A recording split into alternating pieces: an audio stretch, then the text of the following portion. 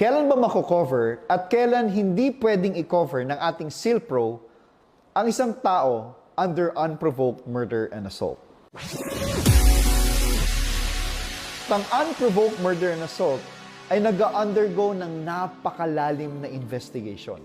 At kung napatunayan under investigation na ang taong napatay o na-murder ay hindi siya mismo ang nag-initiate or nagsimula o naging dahilan ng pagpatay dun sa taong yon, then i-cover ito ng ating SEALPRO.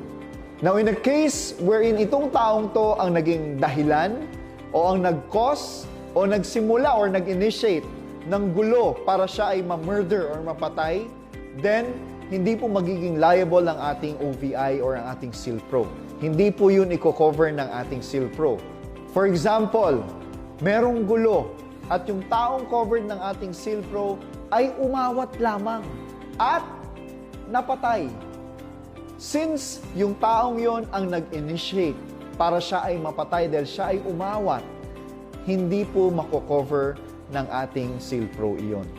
Again, uulitin ko, lahat po ay under investigation.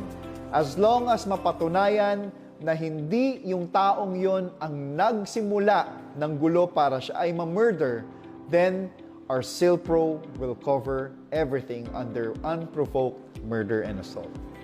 Once again, I'm your OVI Master, Christian.